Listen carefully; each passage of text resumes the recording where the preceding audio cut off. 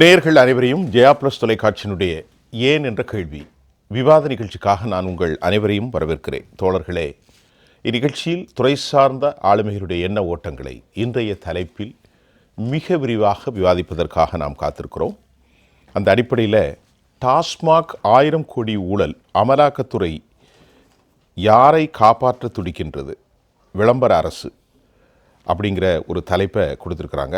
யாரை காப்பாற்ற துடிக்கிறது விளம்பர அரசு, டாஸ்மாகில் 1000 கோடி ஊழல் அமலாக்கத்துறை கொண்டு வந்த இந்த விவகாரத்தை குறித்தும் இன்றைக்கு நீதிமன்றத்தினுடைய கடும் கண்டனங்களை தமிழ்நாடு அரசு பெற்றிருக்கிறது.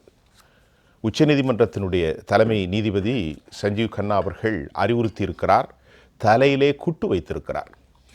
மாடிப்படியிலே ஏறுகின்ற ஒருவன் முதல் படியிலே கால் வைக்காமல் 10ஆம் படியிலே எப்படி வரும் என்ற கேள்வியைத்தான் தமிழக அரசுக்கு இது வைத்திருப்பது மிக முக்கியம். சென்னை உயர்நீதிமன்றத்தில் நீதிபதிகள் எங்களை இழிவுபடுத்துகிறீர்களா என்று ஒரு மாநில அரசை குறித்த கேள்வி எழுப்பக்கூடிய அளவிற்கு நிலைமை ஏன் தமிழ்நாடு அரசு இப்படி சென்றது என்ற கேள்வியும் நாம் வைக்கத்தான் வேண்டும்.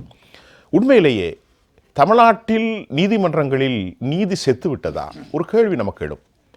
தவறுதலாக அமலாக்கத்துறை தனது அதிகாரத்தை வானளாவிய அளவிலே அவர்கள் எடுத்துக்கொண்டு உள்ளே வந்தார்கள் என்று நீங்கள் நம்பியிருக்கலாம். அதற்காக நீதிமன்றத்தை விட்டுவிட்டு உச்சநீதிமன்றத்திற்கு போய் எங்களுக்கு நீதி கிடைக்காது என்று இவர்களே முடிவெடுத்து தான் இந்த இழிவை திமுக சந்தித்திருக்கிறதா? அமலாக்கத்துறை திமுக திசை திருப்புவதற்காகவும் பரபரப்பாகவும் பதட்டம் அடைவதற்கான காரணங்கள் என்ன?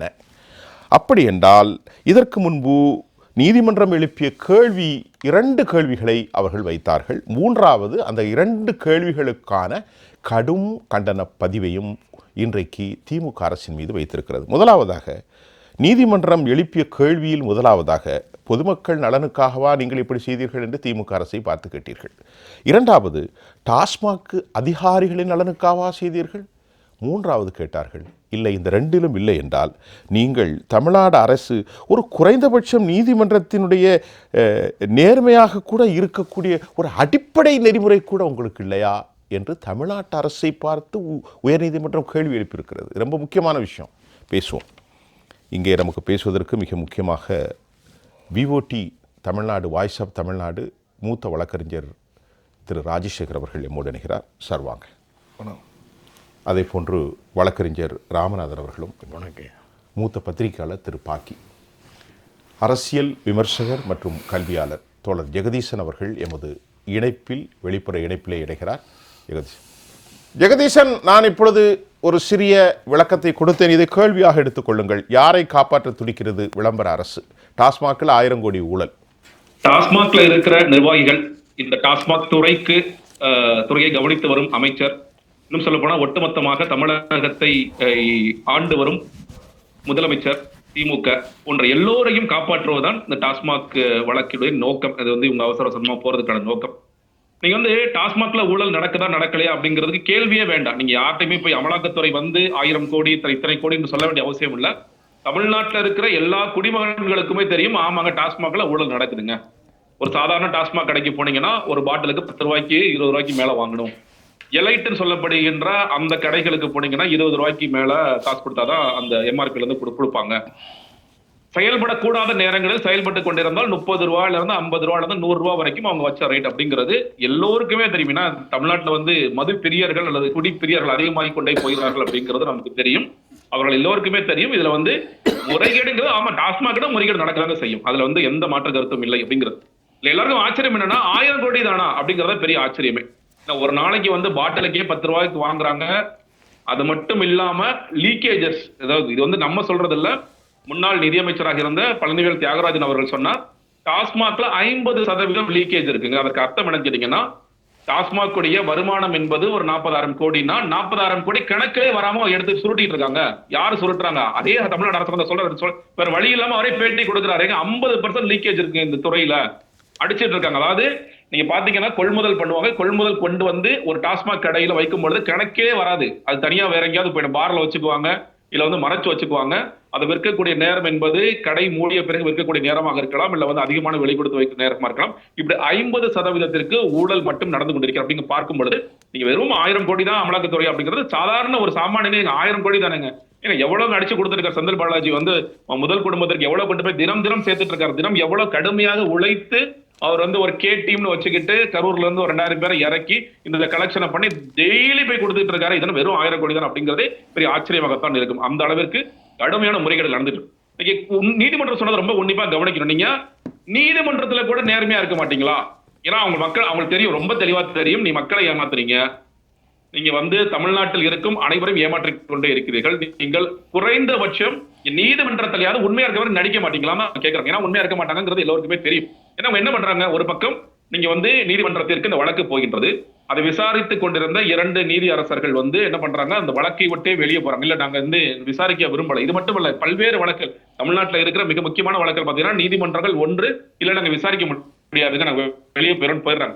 அப்ப வேறு அமர்வுக்கு இது போகும் பொழுது இல்லை, எந்த அமர்வு விசாரிக்க கூடாது அப்படி சொல்லி உச்ச நீதிமன்றத்துக்கு போறாங்க. இன்னொரு பக்கம் என்ன பண்றாங்க, இந்த டாஸ்மாக் வழக்கை வந்து வேறு மாநிலத்திற்கு மாற்றுங்கள் அப்படின்னு சொல்லிட்டு உச்ச நீதிமன்றத்தில் போய் முறையிடுறாங்க. ஆனா சட்டமன்றத்திற்கு வெளியே வந்த அமைச்சர் ரகுபதி என்ன சொல்றாரு, இல்ல நான் அப்பெல்லாம் கேட்கலன்னு பொய் சொல்றாரு. ஒரு பக்கம் நேத்து உச்சநீதிமன்றத்தில் நடந்த விஷயங்கள் என்பது உச்சநீதிமன்றம் கேட்குது, எதற்காக நீங்க வேறு மாநிலத்துக்கு வழக்கு மாற்ற சொல்றீங்க, உண்மையிலே நாங்க மாத்தி தான் ஆகணுமா, பதில் சொல்லுங்க, மத்தியானத்துக்குள்ள பதில் சொல்லுங்கன்னு சொல்லும் பொழுது அவசரமா இல்ல நாங்க வந்து நாங்க வந்து நாங்க மாத்தெல்லாம் சொல்லல, நாங்க வாபஸ் வாங்கிக்கிறோம்னு சொல்லிட்டு பல்டி அடிக்கிறாங்க. ஆனா இதெல்லாம் மக்களுக்கு தெரியாது என்று நினைத்துக் கொண்டு சட்டமன்றத்தின் வாசலுக்கு என்ற சட்டத்துறை அமைச்சர் ரகுபதி அவர்கள் கூசாமல் போய் சொல்ல, இல்லங்க நாங்க அப்பெல்லாம் கேட்கவே இல்லை, நாங்க டிரான்ஸ்பர் பெட்டிஷன் தான் போட்டோம், ஆனா வந்து நாங்க வழக்கு வேற இடத்துக்கு மாற்ற சொல்லவில்லை அப்படின்னு அவர் மாற்றி பேசுகின்றார். எதற்காக வேறு மாநிலத்திற்கு நீங்கள் வழக்கை மாற்ற சொல்கிறீர்கள் அப்படிங்கிற ஒரு கேள்வி.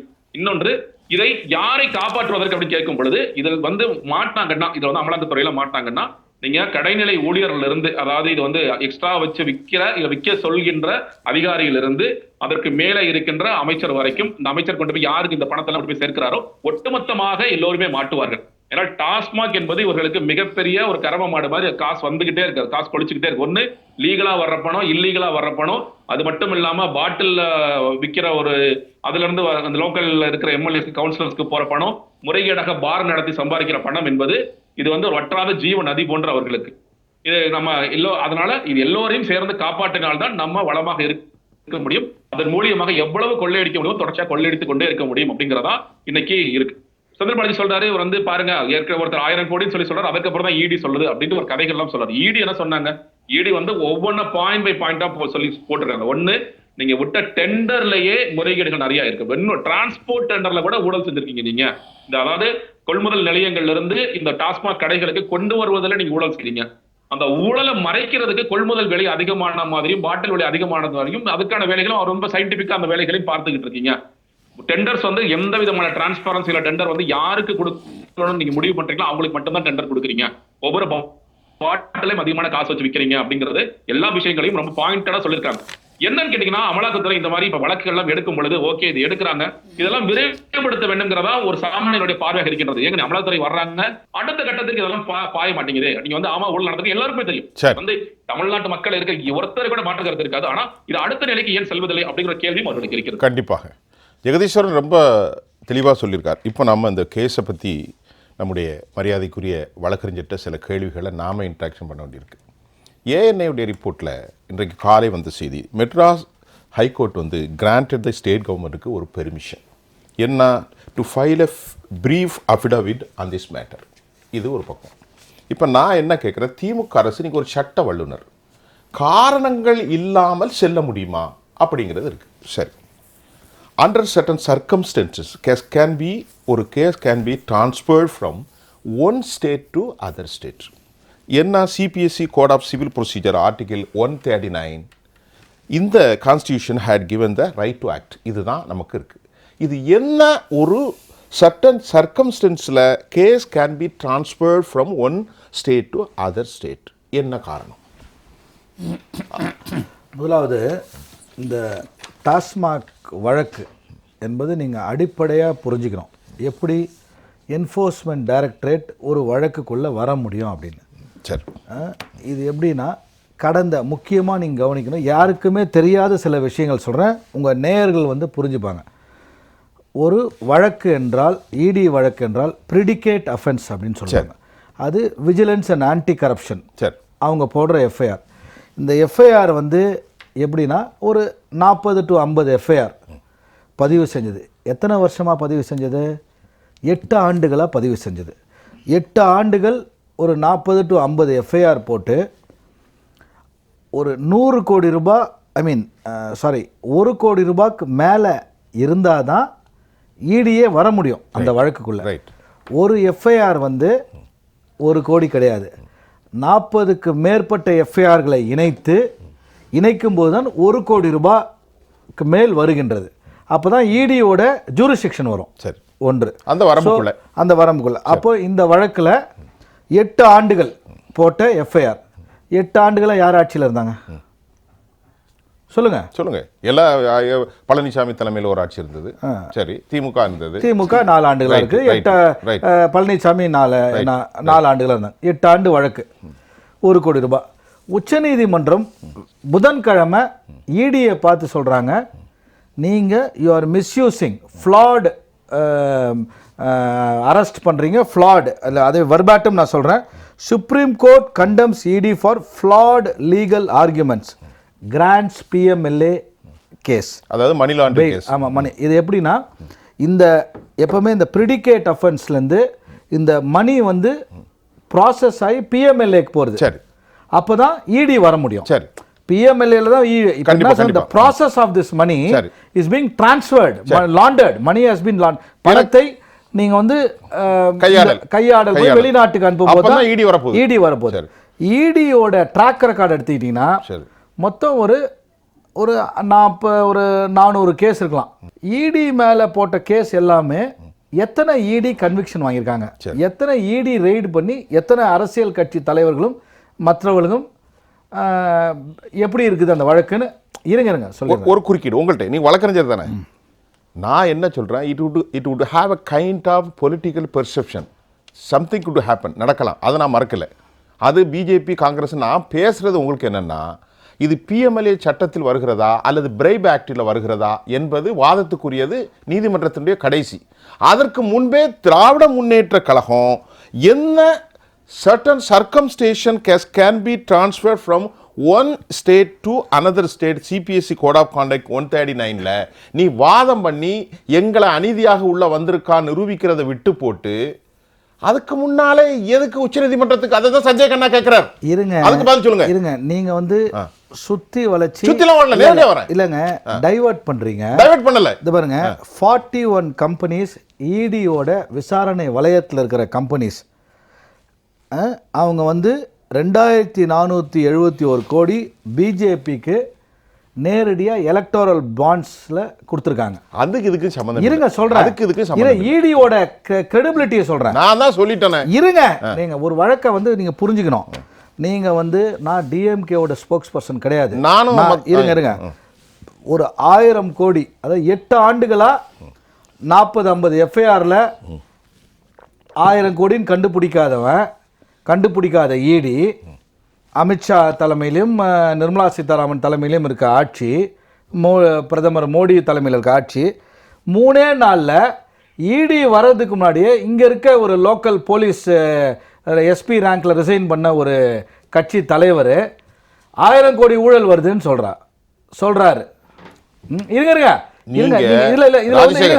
நான் சொல்றது கேளுங்க. வழக்க பேசுங்க, டாபிக்க பேசுங்க. இருங்க, வழக்க தான் பேசுறேன். வழக்கு தான்.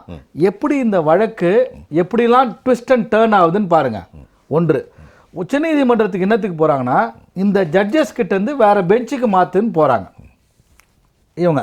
ஸோ சுப்ரீம் கோர்ட் என்ன பண்றாங்க, நீங்க ஹை கோர்ட்டுக்கு போங்கன்னு சொல்றாங்க. இந்த அதே judge remanded back to the same bench. Sanjiv Khanna இருங்க, அவ்வளவுதான். இந்த மாதிரி பல 100 கேஸுகள் ஹைகோர்ட்டுக்கு ரிமாண்ட் பண்ணியிருக்காங்க. இதுல வந்து பெரிய சாதனை கிடையாது, டியூ ப்ராசஸ். இந்த வழக்கை சொல்றேன் நான். அதாவது 8 ஆண்டுகளா 1000 கோடின்னு இல்லை, 3 நாள்ல கண்டுபிடிச்சிட்டாங்களா. இது என்ன கேஸ்னா, இந்த கேஸோட தன்மையை புரிஞ்சுக்கோங்க. எங்கேயுமே டாஸ்மாக் இப்போ வந்து ரிஜிஸ்ட்ரேஷன் டிபார்ட்மெண்ட் இருக்குது, இபி டிபார்ட்மெண்ட், டான்ஜெட்கோ இருக்குது, அந்த மாதிரி ரெவன்யூ டிபார்ட்மெண்ட் இருக்குது, ஐஜி ரிஜிஸ்ட்ரேஷன், இந்த மாதிரி எல்லா டிபார்ட்மெண்ட் இருக்குது. நான் என்ன சொல்றேன், எல்லா போலீஸ் இருக்குது, கான்ஸ்டபிள் போட்ட வழக்குன்னு ஒரு 100 கேஸ் இருக்குது. அது வந்து எல்லாத்தையும் நீங்கள் சேர்த்தினா ஒரு 100 கோடி ரூபா வருது. விஜிலன்ஸ் போட்ட கேஸு. ரிஜிஸ்ட்ரேஷன் டிபார்ட்மெண்ட்டில் போட்ட ஒரு 100 வழக்கு இருக்குது, அது ஒரு 1 கோடி ரூபாய் வருது. நீங்க எல்லா இதுக்கும் நீங்க போனீங்கன்னா நீங்க நான் ஒரு நிமிஷம் இருங்க, நீங்க என்ன பண்றீங்க, வழக்கினுடைய அமௌண்ட் 1 கோடி சொல்றீங்க. இல்லங்க, மினிமம் 1 கோடி சொல்றீங்க. இது ஏன் நான் என்ன கேக்குறேன், 1 கோடி ஒரு எஃப்ஐஆர் இல்லங்க, அது சரிங்க, 50 எஃப்ஐஆர்ங்க, ஒரு அப்ராக்ஸிமேட்டா சொல்றேன், 50 எஃப்ஐஆர். மிஸ்டர் ராஜசேகர், இருங்க, நான் சொல்றது பாருங்க, நான் ஒரு விஷயத்தை சொல்றேன்னா நீங்க ஒரு புரிஞ்சுக்கணும். நான் கேக்குற கிளையன்ட் கேப்பேன், நான் உங்க கிளையன்ட், இருங்க, நீங்க ஒரு வழக்கறிஞர். இருங்க, நான் சொல்றேங்க, 24,000 ஸ்டாஃப் இருக்கான், சேல்ஸ்மேன் இருக்கான் தமிழ்நாட்டில் டாஸ்மாக்ல. அவன் வந்து அங்கங்க போட்ட எஃப்ஐஆர், இங்க மெட்ராஸ்ல போட்ட எஃப்ஐஆர் கிடையாது, டாஸ்மாக் ஹெட் ஆஃபீஸ்ல போட்ட எஃப்ஐஆர் கிடையாது. நல்லா தெரிஞ்சுக்கங்க. இப்போ we are in a computerized world. புரியுதா? எல்லாமே கம்ப்யூட்டரைஸ்டு, மேனுவலே இல்ல மேனுவலே கிடையாது. இருங்க, பிரைவேட் கேஸ் என்னன்னா பிரைவேட் கம்பெனிலேருந்து இன்வாய்ஸ் பண்ணி டாஸ்மாக் வரதுல ஊழல்னு சொல்றாங்க. பட் அங்கேயும் எதுவும் கண்டுபிடிக்கல. ஏன்னா everything is black and white. கண்டுபிடிக்கல சார். நான் சொல்றேன்ல, இது வரைக்கும் ஸ்டேட்மெண்ட் என்ன கொடுத்துருக்காங்க, இடி ஸ்டேட்மெண்ட் எடுத்து கொடுங்க, நீங்க என்ன கொடுத்துருக்காங்கன்னு. 1000 கோடின்றது ஒரு பொய்யான கட்டமைக்கப்பட்ட ஒரு நம்பர். நான் கேக்குறேன், நீங்க உங்க மனசாட்சி தொட்டு நான் கேக்குறேன். இருங்க, நான் ஊழலே நடக்கலன்னு ஆர்கியூ பண்ணல. பாருங்க, ஊழலே நடக்கல, இல்ல ஊழலே நடக்கல, 10 ரூபாய் பாட்டில் வைக்கவே இல்லை நான் சொல்ல. நீங்க ஃபர்ஸ்ட் ஆஃப் ஆல் அவரே எடுத்தாரு 10 ரூபாய் பாட்டில். இருங்க, பாட்டில் வைக்க அது யார் பண்றாங்க? எவனோ ஒரு மூலையில டாஸ்மாக் கடையில் இருக்க ஒரு சேல்ஸ்மேன் பண்றான். அவன் மேல விஜிலன்ஸ், தமிழ்நாடு கவர்மெண்ட் போட்ட vigilance and anti corruption FIR, சிபிஐயோ இடியோ வந்து போட முடியாது. அதான் பிரிடிகேட் ஆஃபென்ஸ். சட்டத்தை முதல் புரிஞ்சுக்கணும். அப்ப 10 ரூபாய் வந்து எவனோ ஒருத்தனுக்கு தான் போகுது. இருங்க சார், 10 ரூபாய் எவனுக்கோ ஒருத்தனுக்கு தான் போகுது. Everything is computerised sir. நீங்க வந்து பாருங்க, இதுல மெயின் கேஸ் என்னன்னா பிரைவேட் கம்பெனி சப்ளை பண்றான் பாருங்க சார். எவ்ரிதிங் இஸ் கம்ப்யூட்டரைஸ்ட்னா பில்லே கொடுக்கறது இல்ல சார். சார் பில்லே கொடுக்கறது இல்ல. இங்க பாருங்க 25,000 ஸ்டாஃப் இருக்காங்க. எல்லா டிஸ்ட்ரிக்ட்லயும் ஒரு இண்டிபெண்டன்ட் ஆடிட்டர் இருக்கான் சார். ஒரு இண்டிபெண்டன்ட் ஆடிட்டர் இருக்கு. நான் சொல்றது கேளுங்க, நண்பர் பேசுங்க. இருங்க, ஒரு இண்டிபெண்டன்ட் ஆடிட்டர் இருக்கு. நான் சொல்றது கொஞ்சம் கேட்டுங்க. இண்டிபெண்டன்ட் ஆடிட்டர் இருக்கிறான் எல்லா டிஸ்ட்ரிக்ட்லயும். மொத்தம் வந்து 43 டெப்டி கலெக்டர் இருக்காங்க டாஸ்மாக்குன்னு. ஒரு 7 டிஆர்ஓ இருக்காங்க. இவங்க மேலாம் எஃப்ஐஆர் கிடையாது. சேல்ஸ்மேன் இருக்கான் பாருங்க. இருங்க, அவங்க மேல இருக்க 41 பாருங்க. ஒரு விஷயம் நல்லா தெரிஞ்சுக்கங்க, இது பியூர்லி அரசியல். இந்த மாதிரி பல வழக்குகள் வெஸ்ட் பெங்கால்லையும் தமிழ்நாட்டிலையும் இந்த ஒரு ஆண்டுக்கு வரும். ஏன் வரும்னா இதுல politics. It doesn't have any merit, legal merit இல்ல. அதுதான் சொல்ல வரேன். நீங்க நீதிமன்றத்துல எத்தனை இடி கேஸ்ல இவங்க கன்விக்ஷன் வாங்கி கொடுத்திருக்காங்க, எத்தனை இடி கேஸ்ல எவிடன்ஸ் சப்ளை பண்ணிருக்காங்க. இடி வந்து is being used as a weapon to demonize the state. and BJP அல்லாத மாநிலத்தில் அரசியலுக்காக போடப்பட்ட வழக்கு தான் இந்த மாதிரி வழக்கு வருது. ஜெகதீஸ்வரன், நம்ம நிறைய விஷயத்தை குறுக்கிட்டா திரு ராஜசேகர் அவர்கள் இதுல நான் சொல்றதை மட்டும் கேளுங்க. அரசியல் இருக்கிறது, இந்த வெப்பன்ஸை வந்து இந்த என்ஃபோர்ஸ்மெண்ட் டைரக்டர் அட்டானமஸ் பாடி அல்ல, இது ஒரு அரசியலுக்காக பயன்படுத்துகிற body. It has been lot of the authentic evidence existence அப்படிங்கறத அவர் ரொம்ப தெளிவா சொல்றாரு. அது அவருடைய பார்வை. பார்வையில எல்லாமே ரெக்கார்டுங்க. நீங்க சொல்லுங்க, 10 ரூபாய் கமிஷன் வாங்குனதுன்னு சொல்றாரு. எல்லாமே கமிஷன் வாங்கல, எக்ஸைஸ் டியூட்டி கட்டி கம்பெனில இருந்து வருது. சேல்ஸ்மேன் சார் ஒரு நிமிஷம், தப்பா சொல்றீங்க. இது கேஸ் என்னன்னா சப்ளை பண்ற கம்பெனில இருந்து டாஸ்மாக்கு வருது இல்ல, பிரைவேட் கம்பெனில இருந்து, அவன் எக்ஸைஸ் டியூட்டி பே பண்ணி கம்ப்யூட்டரைஸ் பண்ணி கிராஸ் செக் பண்ணிட்டாங்க. அதுல எவிடன்ஸ் இல்ல. சேல்ஸ்மேன் எங்கேயோ ஒருத்தன் பண்றான், அதுக்கு vigilance and anti corruption Tamil Nadu government. இருங்க சார் ராஜசேகர், எங்கேயோ ஒருத்தன் பண்றாங்க, 10 ரூபாய் எங்கேயோ ஒருத்தன் வாங்கிட்டு இருக்கானா, என்ன சார் சொல்றாரு? ஜெகதீஸ்வரன் சொல்லுங்க சார். ஏங்க நீங்க சட்டத்தை பேசுறீங்க, சட்டத்தை நீங்க அரசியல் பேசணும், அரசியல் பேசணும். டெக்னிகாலிட்டிஸ் ஆஃப் லா ரெண்டுமே பேசுறேன். டெக்னிகாலிட்டிஸ் ஆஃப் லா தான் பேசுறேன். அரசியல் உங்களோட அதிகமா பேசுறேன். ரைட், பேசுங்க, சொல்லுங்க சார். அதாவது ஒரு விஷயம், அதாவது பிடிஆர் வந்து நிதியமைச்சராக இருக்கும் பொழுது அவர் பேட்டி கொடுத்தாரு, இந்தியன் எக்ஸ்பிரஸ்ல பேட்டி கொடுத்தாரு. நினைச்சீங்கன்னா there are 50% leakages சார். ரெண்டா பேசுங்க. நான் 4 ஆண்டுகள் போட்ட எஃப்ஐஆர் ஆட்சி வந்தவன கொடுத்திருப்பாரு. ரெண்டா பேசுங்க சார், உங்க டைம் தரேன். அவர் வந்து என்ன சொன்னானா 50% லீக்கேஜ். அதுக்கு என்ன ரொம்ப மக்களுக்கு எளிமையா புரியணும்னா, ஒரு 1000 பாட்டில், ஒரு 10,000 பாட்டில் வருதுன்னு வச்சுக்கோங்களேன். 10,000 பாட்டில் கணக்கில் கொள்ளப்படும், 10,000 பாட்டில்கள் கணக்கில் கொள்ளப்படாது.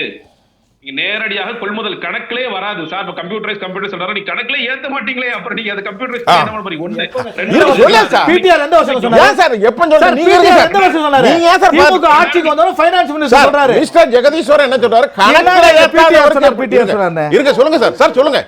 பிடிஆர் வந்து ஆட்சிக்கு வந்தவங்க சொல்றாரு. இந்த 10 ரூபாய் 20 ரூபாய் 30 ரூபாய் பாட்டில் விக்கிறாங்களான்னா ஆமா விக்கிறாங்க. ஏதாவது நான் என்ன சொல்றேன் சார் சொன்ன மாதிரி ஏதாவது ஒரே ஒரு டாஸ்மாக் கடையில விக்கிறன்னு மட்டும் எனக்கு ப்ரூவ் பண்ணிருங்க. ஒரே ஒரு கடை நான் சொல்றேன், 5000 வச்ச கடை இருக்கு இல்லையா, ஒரே ஒரு கடையில இல்லங்க 10 ரூபாய்க்கு ரொம்ப கரெக்டா விக்கிறாங்க அப்படி மட்டும் ப்ரூவ் பண்ணி தமிழ்நாட்டுல ஒரு கடையில கூட உங்களுக்கு ப்ரூவ் பண்ண முடியாது. Have you got of any evidence sir? இது வந்து Have you got any appropriate evidence? Kindly put it here sir. இருங்க நான் சொல்றேங்க. என்ன பேச நீங்க லாயர் தான். ஏங்க என்ன பேச விடுங்க நான் சொல்றேன். நிறுவனம் வந்து எல்லாருக்குமே தெரியும். திரு ராமநாதன் சார், ஒரு சின்ன கேள்வி. இப்போ நம்ம இந்த டாப்பிக்கில் அரசியல் குறித்தோ அரசியல் வெப்பன்ஸ் யூஸ் பண்ணுற முறைகள் குறித்தோ பேசலை. Since man put on the world, மனிதன் உலகில் கால் வைத்த காலத்திலிருந்தே குடும்பங்களிலும் திருக்கோயில்களிலும் நீதிமன்றங்களிலும் வாழ்வியல் நெறிமுறைகள் அனைத்திலும் அரசியல் இருக்கிறது. அந்த வாதத்திற்கு நான் போகவில்லை. இங்கே ஒருவனின் மீது ஒரு குற்றச்சாட்டு வைக்கப்படுகிறது. அதற்காக நீதிமன்றங்கள் உச்ச நீதிமன்றத்தாகவும் கீழமை நீதிமன்றங்களாகவும் உயர்நீதிமன்றங்களாகவும் இருக்கிறது.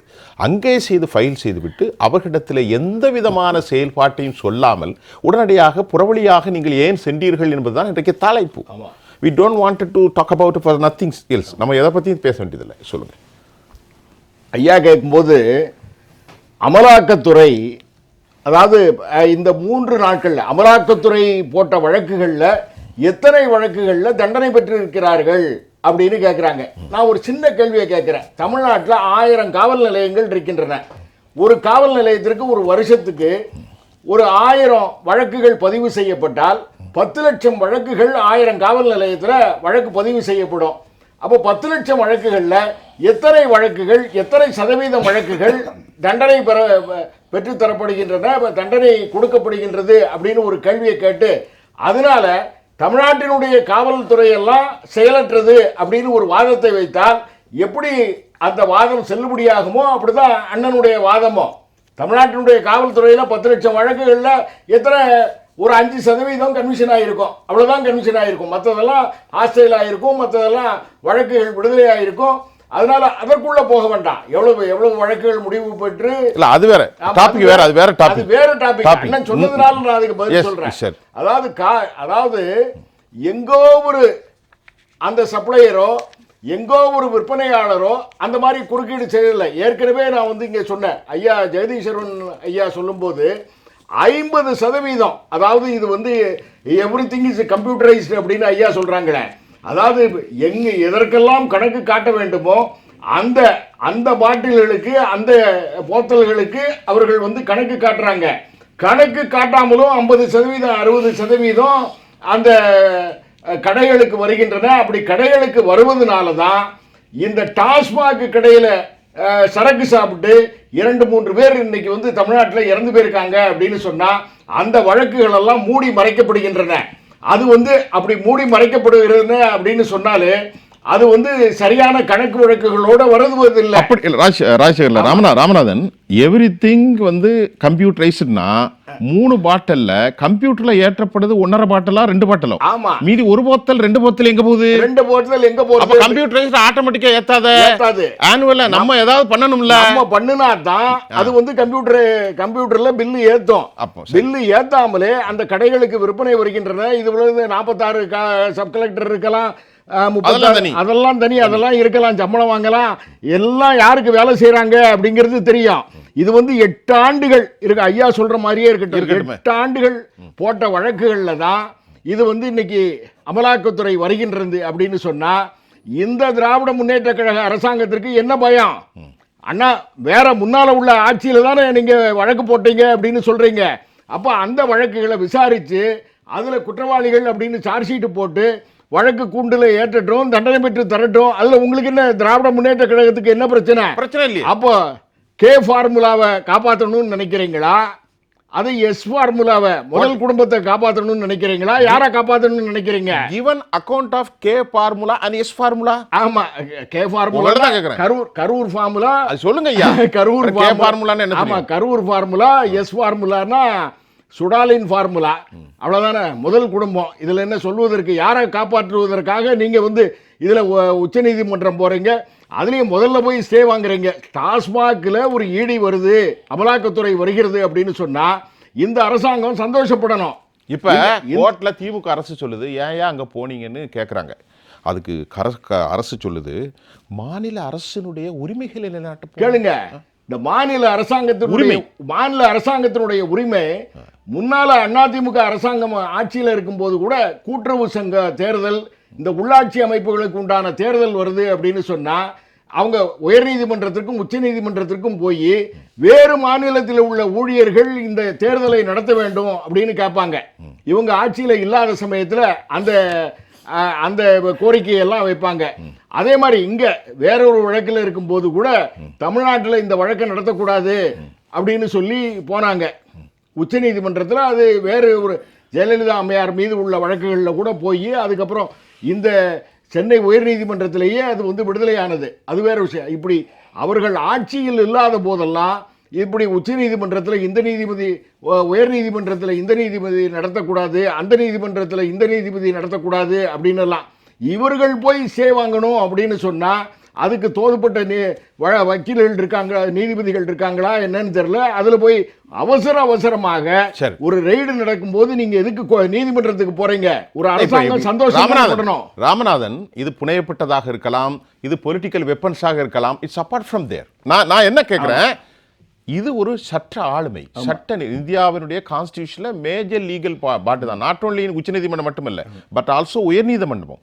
அப்போ சஞ்சீவ் கண்ணா என்ன சொல்றாரு, 1956 உச்சநீதிமன்றம் சொல்கிறது, திமுக அரசுக்கு கொட்டை போடுறாங்க, இந்த மாதிரி வழக்குகளில் தீர்ப்பு தெளிவாக நாங்கள் கொடுத்திருக்கிறோம், சோதனை மற்றும் பறிமுதல் தொடர்பான சட்ட பிரச்சனைகளை தீர்த்து வைத்துள்ளதாகவும் நீதிபதி அமர்வு திமுக கொடுத்திருக்கு. 1956 திராவிட முன்னேற்ற கழகம் இந்த டாஸ்மாக் ரெய்டு சட்டவிரோதம் அப்படின்னு சொல்லி கோர்ட்டுக்கு போறாங்க. நியாயமா என்ன சொல்லணும், விசாரணையை முடித்து இவர்கள் எங்கேயோ ஒருத்தர் மேலதானே கம்ப்ளைண்ட், இவங்க மேல கம்ப்ளைண்ட் கிடையாது. இல்லை ஆட்சியாளர்கள் மீதோ முதல் குடும்பத்தின் மீதோ எந்த விதமான குற்றச்சாட்டும் கிடையாது ஐயா சொல்ற மாதிரி. அப்படின்னா எங்கோ உள்ள விற்பனையாளர் மீதும் விற்பனை முகவர் மீதும் தான் பிரச்சனை அப்படின்னு சொன்னா இந்த அரசாங்கம் என்ன செய்யணும், ஈடிக்கு நாங்க உதவுறோம், எல்லா ஃபைலையுமே எடுத்து கொடுக்கிறோம் என்று சொல்லி விசாரணையை முடித்து விரைவாக சார்ஜ் ஷீட் போடுங்க, குற்றப்பத்திரிகையை போடுங்க, நாங்க வந்து விசாரணைக்கு ஒத்துழைக்கிறோம் அப்படின்னு தானே சொல்லணும். நான் உங்களுக்கு ஹெல்ப்பா இருக்கும். ஆமா, ஹெல்ப்பா இருக்கும். யாரோ ஒருத்தர் மேலதானே எமது பகைவர் எங்கோ மறைந்தார் அப்படிங்கிற மாதிரி இவர்கள் அந்த உதவியை செய்யாம உயர் நீதிமன்றத்திற்கு போய் இதுல வாங்குறாங்க. அதுக்கப்புறம் உச்ச நீதிமன்றத்தில் இந்த நீதிபதி விசாரிக்க கூடாது, அந்த நீதிபதி விசாரிக்க கூடாது, தமிழ்நாட்டிலே யாரும் விசாரிக்க கூடாதுன்னு போகிறதுக்கு காரணமே சந்தேக கண்ணு தான் இந்த அரசாங்கத்தின் மீது எழுகிறது.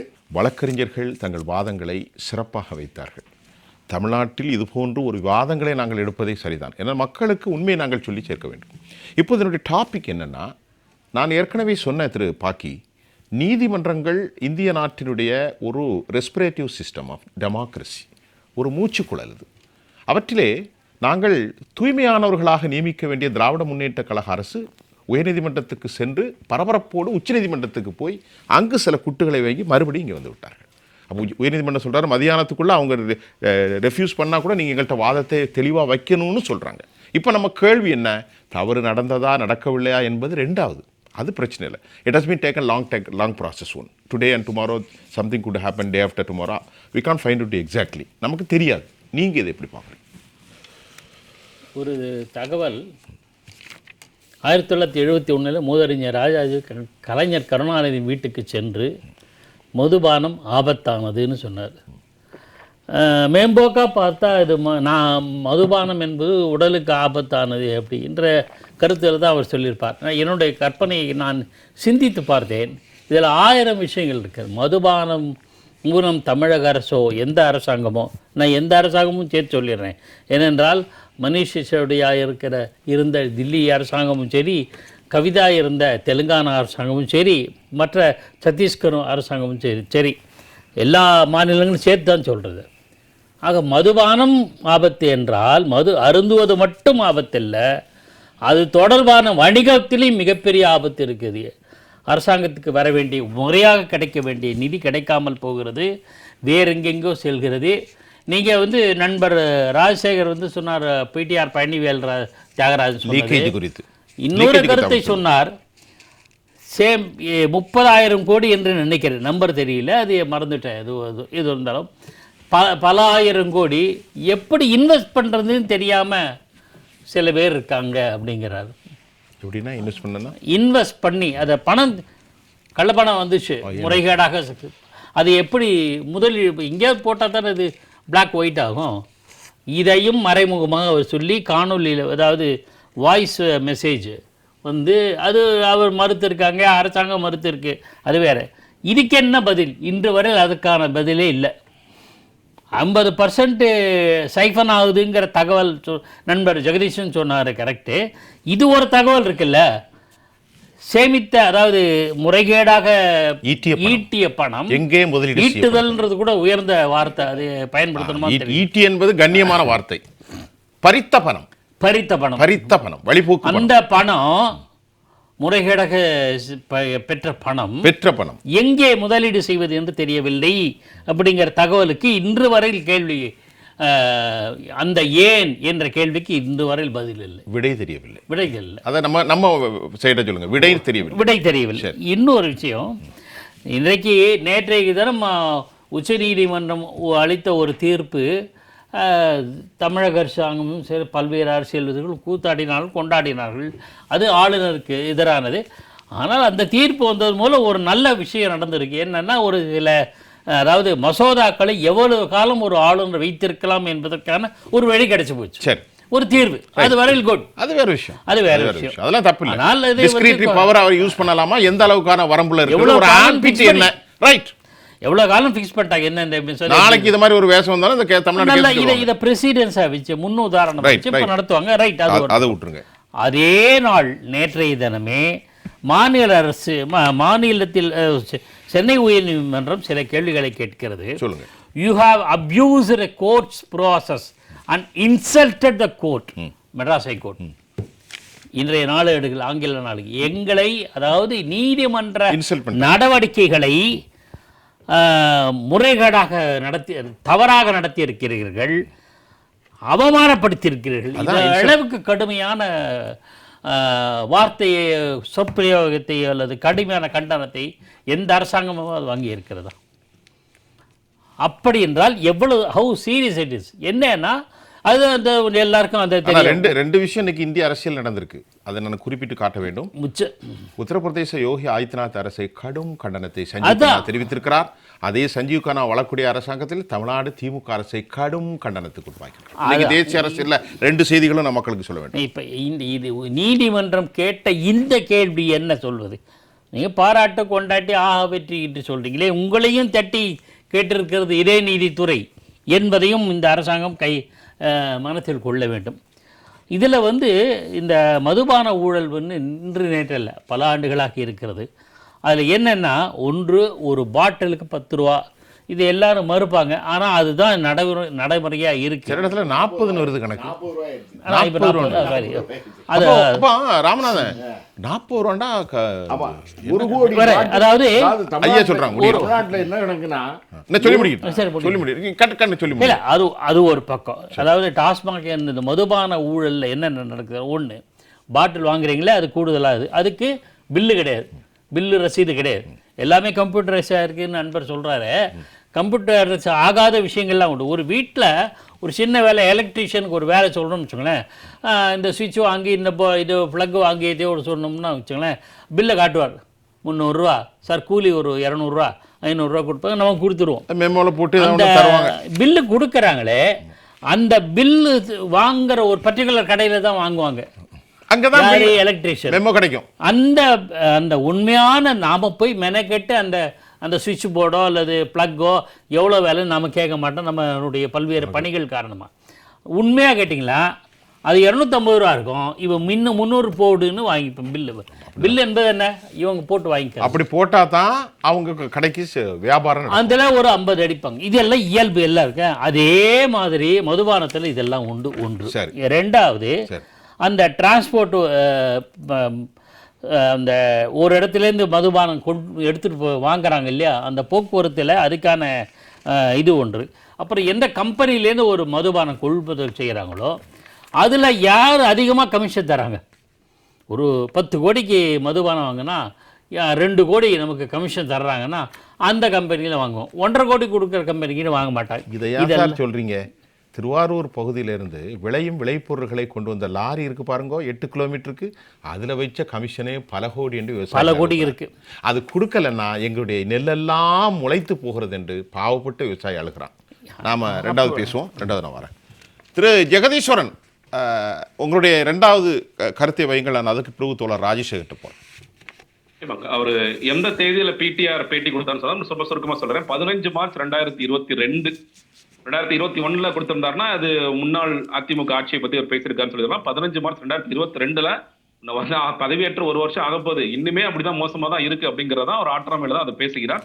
அது வந்து எல்லா துறையிலுமே இந்த மாதிரியான பல விஷயங்கள் நடந்துட்டு இருக்கு. இன்னொன்னு நீங்க பாத்துருக்கலாம், பேசும்போது கூட சொல்லுங்க, point of POS machines, point of sales machines வைங்க அப்படின்னு சொல்லிட்டு இதை வெகுகாலமாக பேசிட்டே இருக்கிறாங்க.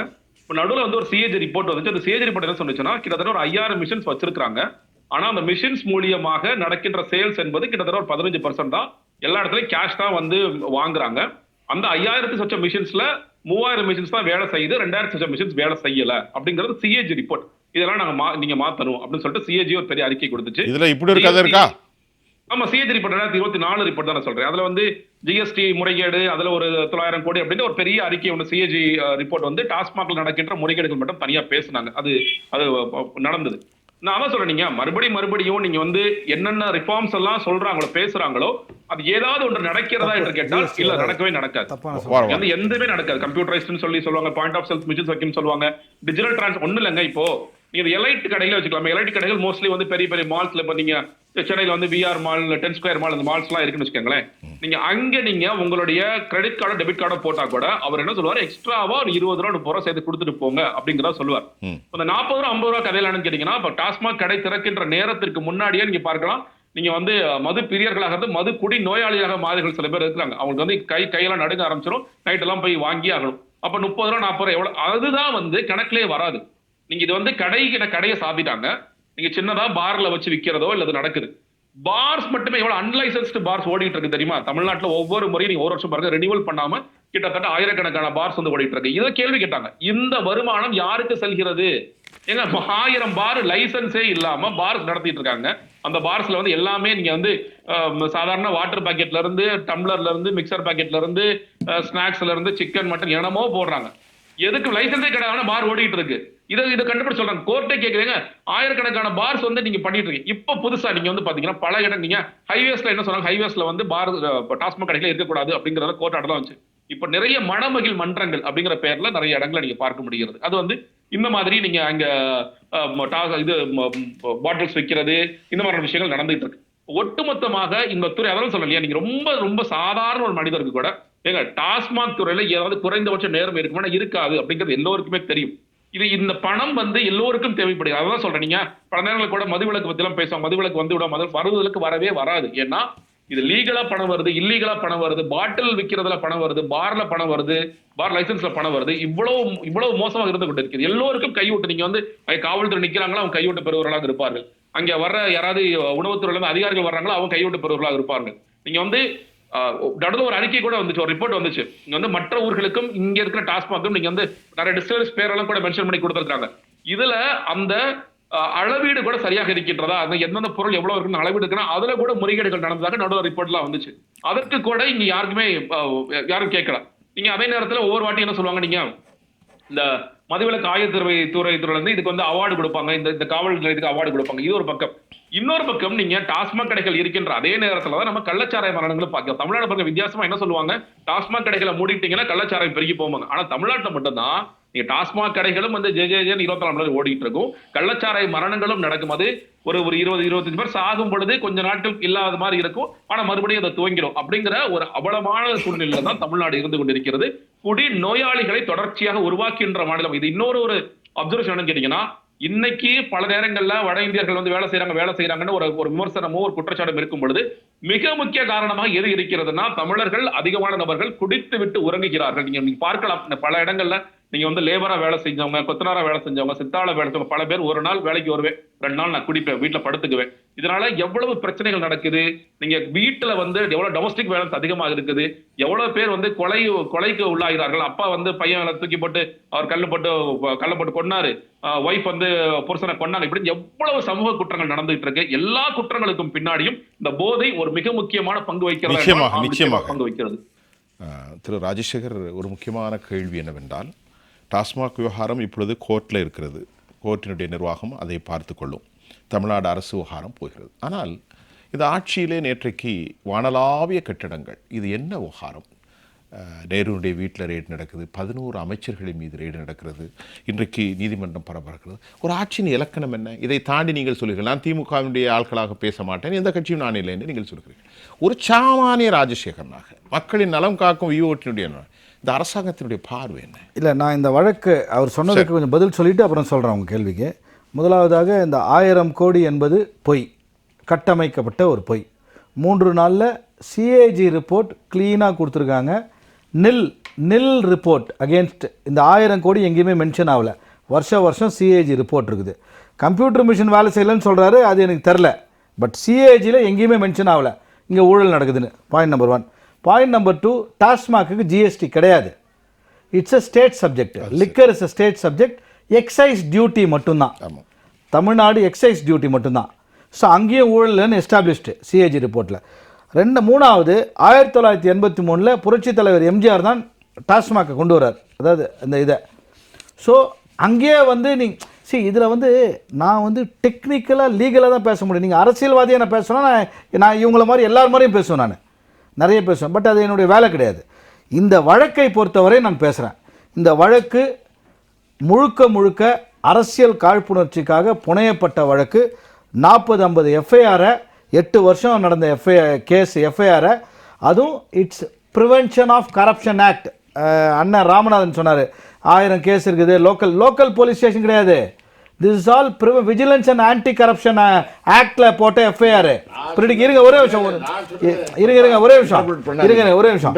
அதனால் இப்போ prevention of corruption act, vigilance V&AC department போட்ட எஃப்ஐஆரில் அதுதான் ப்ரிடிகேட் அஃபென்ஸு. அதுலேருந்து தான் டாஸ்மாக் இடி வர முடியும். இடி வந்து வரணுனாலே 1 கோடி ரூபாய் மினிமம். 40-50 எஃப்ஐஆரை சேர்த்து 8 வருஷம் நீங்கள் போட்ட எஃப்ஐஆர் எடுத்து, அதுவும் எங்கெங்கேயோ போட்ட, தமிழ்நாடு முழுக்க போட்ட எஃப்ஐஆர் எடுத்துகிட்டு வந்து நீங்கள் ஹெட் ஆஃபீஸில் ரைட் பண்ணுறீங்க. அந்த மாதிரி அப்போ நீங்கள் ரிஜிஸ்ட்ரேஷன் டிபார்ட்மெண்ட்டில் ரைட் பண்ணலாம், டான்ஜெட் கோடில் ரைட் பண்ணலாம், இபியோட ஹெட் ஆஃபீஸில் ரைட் பண்ணலாம், எல்லா ஆஃபீஸ் அட்மினிஸ்ட்ரேஷனை கொலாப்ஸ் பண்ணோம். அதாவது இந்த திமுக அரசு, நான் ஸ்போக்ஸ் பர்சன் அகைன் நான் சொல்கிறேன், ஒரு அரசு அரசியல் காழ்ப்புணர்ச்சிக்காக பாஜக இடியை தூண்டிவிட்டு செய்கின்ற ஒரு வேலை என்பது உச்சநீதிமன்றம் கண்டனம் தெரிவிச்சிருக்குது புதன்கிழமை. இதுக்கு இல்ல, வேற ஒரு வழக்குல பிஎம்எல்ஏவை நீங்க மிஸ்யூஸ் பண்றீங்க. இடிய அவங்க ஸ்ட்ராங்கா ஜஸ்டிஸ் ஓகாவும் ஜஸ்டிஸ் பயானும் கிளீனா சொல்லியிருக்காங்க. சோ இருங்க சொல்லுங்க. அதனால இது வந்து இன்னும் ஓராண்டு காலம் ஆட்சி இருக்குது தமிழ்நாட்டில். பிஜேபி எப்படியாவது இருங்க. அதனால இந்த மாதிரி இந்த மாதிரி வழக்குகளுக்கு நீங்க அரசியல் எல்லாருமே பேச வேண்டிய கட்டாயத்தில் இருக்க. இந்த வழக்கை பொறுத்தவரை இதுல வந்து ஜீரோ மெரிட். இந்த வழக்கை பொறுத்தவரை அதுக்கு நான் எல்லா எவிடன்ஸும் உங்களுக்கு தரேன், நேரடியாக கூட வாங்க நான் தரேன். இன்னொரு விஷயம், இதுல ஜிஎஸ்டி இல்லைன்னு சொல்லிட்டேன், இது எக்ஸைஸ் டியூட்டி கட்டியாச்சுன்னு சொல்லிட்டேன். எல்லா 5000 கடையிலும் கம்ப்யூட்டரைஸ்டு. நீங்க ஒரு வழக்கறிஞரா நான் கேட்ட ஒரு கேள்விக்கு பதிலளிக்கணும். கேளுங்க, பதிலே தரலணும். மற்றதெல்லாம் லீகல் பாயிண்ட் ஆஸ்பெக்ட்லாம் வச்சிங்க. இந்த நீதிமன்றத்திலிருந்து அங்க ஏன் ஓடுனாங்கிற மட்டும்தான் சார். இது பாருங்க, நான் சொல்லல, சஞ்சீவ் கண்ணா கொட்டி விடுறாரு. இருங்க, அதுக்கு பதில் சொல்லுங்க. அதுக்கு தான் சொல்றேன், அதுக்கு மட்டும் சொல்லுங்க. அது வந்து அந்த பெட்டிஷனோட விருப்பம். இந்த மாநில அரசு வந்து அது மாநில இதில் வந்து இன்னொரு விஷயம் நான் பேச வேண்டிய, நீங்கள் கேட்டதுக்காக சொல்கிறேன். செந்தில் பாலாஜி மீது வேற ஒரு வழக்கு, அவர் ஜெயிலில் இருந்துட்டு வந்திருக்காரு, அவர் தான் அமைச்சர். அதில் வந்து இவரை கோத்து விடணும்னு சொல்லி முயற்சி பண்ணுறாங்கன்றதா இவங்களுடைய கன்டென்ஷன். இதுதான் ஐ அசியூம் ஸோ. நான் தான் வக்கீல் நினச்சி பேசாதீங்க. ஏன்னா செந்தில் பாலாஜி அமைச்சர், அவர் மீது ஏற்கனவே குற்றச்சாட்டு இருந்து ஜெயிலுக்கு போயிட்டு வெளில வந்திருக்காரு. அவர் தான் இப்போ டாஸ்மாக் அமைச்சர். அவரை இந்த 1000 கோடின்னு சொல்லி சரி, அதுக்காக நான் வந்து இவங்க தப்பே செய்யல, இது பொய் அப்படிலாம் நான் பேச விரும்பல. இந்த வழக்கை, இந்த 1000 கோடி வழக்கு என்பது பொய்யாக புனையப்பட்ட ஒரு அமௌண்ட், ஒரு பிம்பம் கட்டமைக்கப்பட்டிருக்கு. இததான் சொல்ல வரேன். நான் வந்து இதுல வந்து அரசியல் இருக்குதா? நிச்சயமா அரசியல் இருக்குது. அரசியல் இருக்கிறதுனால தான் இவ்வளவு விஷயங்கள் நம்ம கண் முன்னாடி வருது. இன்னும் நிறைய வழக்குகள் வரும். நிறைய வழக்குகள் வரும். இருங்க, நான் எனக்கு எல்லாருக்கும் நீங்க நேரம் கொடுக்குறீங்க. நான் பேசும்போது பண்ணிட்டே இருக்கீங்க. உங்களுடைய உள்நோக்கம் எனக்கு புரியுது. என்ன உள்நோக்கம்? நான் வந்து உங்களுடைய தர்ம சங்கடம் புரியுது. எனக்கு எந்த இல்ல சார், இல்ல லெட் மீ நோ சம்திங். நான் எனக்கு சில சட்ட வழக்குகளை புரிந்து கொள்ள வேண்டும். நான் ஒரு சட்டத்துறை மாணவன் தானே. சரி இருங்க, நான் ஒரு சட்டத்துறை மாணவன். நீங்க எல்லாரும் மாணவன் தான். எல்லாரும் மக்கள், பொதுமக்கள் நம்மளோட இன்ஃபார்ம்டா இருப்பாங்க. நெருப்பில்லாம புகையாதுன்னு சொன்னது காரணம், நீங்க ஒரு துளி விஷமா இருந்தாலும் ஒரு குடம் விஷம் ஒன்றுதான். ரெண்டாவது, இந்த மாநிலத்தில் நடக்கிற வழக்கை இன்னொரு மாநிலத்துக்கு மாற்றுங்கன்னா யாரு வரப்போறாங்க? இடி தானே. அந்த இடிய பாஜக அரசு கையில தானே இருக்கு அப்படின்னு சொல்றாங்க. அது கூட இல்ல, அது தன்னாட்சி இல்ல. அதை விட்டுருவோம் நம்ம. நீங்க எந்த மாநிலத்துக்கு போனா இதுதானே வரும். நீங்க இந்தோனேஷியாவுக்கு போனா, இல்ல பாகிஸ்தானுக்கு போனா, இல்ல அமெரிக்காவுக்கு போனா தான் இடி வர முடியும்.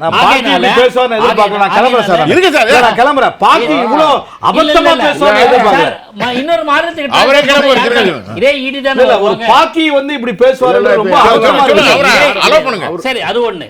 இது ஒண்ணு என்னன்னா, கலைஞர் கருணாநிதி 1989 ஆட்சிக்கு வந்தபோது சாராய சாம்ராஜ்யத்தை தகர்த்து விட்டேன்னு சொல்லி வந்தார். தமிழ்நாட்டினுடைய நிதி நிலையை மேம்படுத்துவதற்காக தமிழ்நாட்டு அரசாங்கத்துக்கு வரவேண்டிய மதுபானம் மூலமாக கிடைக்க வேண்டிய வருவாய் முறைகேடாக வேற எங்கேயோ சென்றது. அதை தடுத்து கொண்டு வந்திருக்கிறேன் என்று நிரூபித்து அதை பிரகடனம் செய்து நிதி நிலைமையை மேம்படுத்தினார். இந்த அரசாங்கம் ஏன் செய்ய முடியவில்லை? அப்படி பண்ணாலே, இதுவும் சில அமைச்சர்கள் சொன்னதுதான், அந்த மதுபானம் மூலம் கிடைக்க வேண்டிய முறையாக கிடைக்க வேண்டிய கிடைச்சாலே இவங்க வந்து மத்திய அரசாங்கம் தரலாகலன்னு சொல்ல வேண்டிய அவசியம் இருக்காதுன்னு சொல்லுவாங்க. சில அமைச்சர் இல்ல, பிடி தியாகராஜ். அதுதான் நான் சொல்றேன். நேரடியாக சொல்ல வேணா இருக்கிறது எல்லாருக்கும் தெரிந்தது தானே. ரொம்ப அவருக்கு அல்ல, அதாவது நியாயமான மனிதர்களுக்கு சில மனவேதனை வரும் இல்ல, அதுதான் தியாகராசருக்கு வந்திருக்கிறது. தமிழ்நாட்டில் இன்னைக்கு கோவை மாவட்டத்தில் செட்டிப்பாளையம் காவல் நிலையத்தில் தமிழ்நாடு அரசாங்கத்தினுடைய லஞ்ச ஒழிப்புத்துறை இன்னைக்கு போய் சோதனை போடுறாங்க. அங்கே இப்போ லஞ்சம் வாங்குறாங்க, அந்த பாஸ்போர்ட் விண்ணப்பித்தால் அதில் வந்து லஞ்சம் வாங்குறாங்க அப்படின்னு சொல்லி தமிழ்நாடு அரசாங்கத்தினுடைய லஞ்ச ஒழிப்புத்துறை இன்னைக்கு சோதனை போட்டாங்கன்னா அதுக்கு ராஜசேகர் அண்ணன் என்ன சொல்லுவாருன்னு தெரியல. இன்னைக்கு சம்மன் கொடுக்க போய் அன்னைக்கு வந்து தலைப்பை பத்தி தான் நான் பேச முடியும், மத்த எல்லாத்தையும் பத்தி பேச முடியாது. ஆமா, திராவிட முன்னேற்ற கழகத்திற்கு எதிராக இருந்தால் அண்ணனால பேச முடியாது. அது அவரே சொல்லிட்டார், நான் டிஎம்கே ஊதுகுழல் அல்லங்கற சொல்லலாம். ஆனா அப்படித்தான் இருக்கிறது. நீங்க இப்ப இன்னைக்கு அபிராமபுரம் காவல் நிலையத்துல சம்மன் கொடுக்க போய் ஒருத்தனை அடிச்சு கீழே தள்ளி விட்டு காவல்துறை உயிரே போயிருது. அந்த நபருக்கு வந்து உயிரே போய் விட்டது. இதற்கெல்லாம் காவல்துறையை ஆதரிச்சு என்ன பேசுவார்னு தெரியல. தமிழ்நாடு டாஸ்மாகை பொறுத்தளவுல 1000 கோடி அப்படின்னு சொல்றது தவறுதான். நிச்சயமாக ஒரு 50,000 கோடியில இருந்து ஒரு சிஏஜி என்னங்க கணக்க காமிக்கிறாங்க. இவ்வளவு பில்லு கம்ப்யூட்டரைஸ் அப்படின்னு அண்ணன் சொல்ற மாதிரி கம்ப்யூட்டரைஸ்டு பில்ல காமிக்கிறாங்க, வரவை காமிக்கிறாங்க, செலவை காமிக்கிறாங்க. வருமானத்தை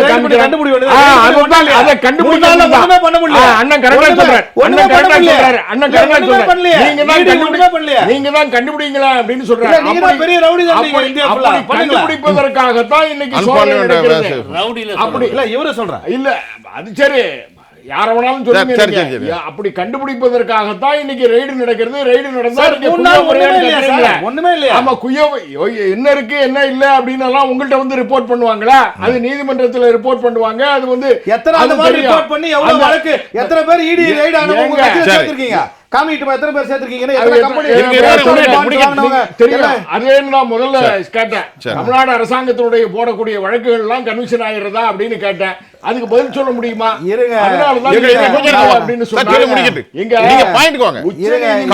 கவுண்டர் வேணாம், உங்க பாயிண்ட் நீதிமன்றம் அந்த ஒரு நிமிஷம் கேட்டா 100 ரூபா குறைப்போம் அப்படின்னு மு.க. ஸ்டாலின் சொன்னாரு, பிரச்சாரம் பண்ணாரு. குறைச்சாரா? அதை பேச முடியுமா உங்களால? திமுகவினுடைய ஊதுகுழல் தானே நீங்க. அப்படின்னா 100 ரூபா குறைப்போம்னு பேசினாரு. தேர்தல் பிரச்சாரத்துல எல்லாம் குறைச்சாரா? சார் சரி, திமுக அதை நான் பேச விரும்பல. அவங்களே நம்ப மாட்டாங்க. இருக்கட்டும். அவங்களே நம்ப மாட்டாங்க என்ன நீங்க திமுக பேச முடியுமா? அதாவது உச்சநீதிமன்றம் ஒரு கேஸ்ல பெயில் விடும்போது சில கருத்துக்களை சொல்றாங்க. நீண்ட நாட்கள் சிறையில் இருக்காங்க அப்படின்னு சொன்னா அவர் பெயில் விடும்போது என்ஃபோர்ஸ்மெண்ட் டைரக்டரேட் எல்லா கேஸ்லயும் நீங்க வந்து அப்ஜெக்ஷன் சொல்லக்கூடாது அப்படின்னு சொல்லி, இது தமிழ்நாடு காவல்துறைக்கும் பொருந்தும், அமலாக்கத்துறைக்கும் பொருந்தும், லஞ்ச ஒழிப்பு துறைக்கும் பொருந்தும். உடனே அதை வந்து என்னமோ பெரிய பெயில் விட்டுட்டாங்கன்னா நீண்ட நாட்கள் உள்ள இருந்தாங்க. எவ்வளவு நாள் உள்ள இருந்தாரு சொல்லுங்க? எவ்வளவு நாள் உள்ள இருந்தாரு சொல்லுங்க? எவ்வளவு நாள் உள்ள இருந்தாரு? நீங்க படிங்க. 41 கம்பெனிஸ் சரி கொஞ்சம் ஃபேசிங் ஈடி ப்ரோப். மார்டின் கம்பெனில லஞ்சம் வாங்குனது யாரு? மார்டின் கம்பெனில லாட்டரி மார்டின் இல்ல இதுவரைக்கும் நடந்த ஒரு நிமிஷம் இல்ல இதுவரை தொகை இதுவரை ராமநாதன் ஒரே கம்பெனில திராவிட முன்னேற்ற கழகம் 700 கோடி வாங்குறாங்க. அதை பத்தி என்ன பேசுவாரா?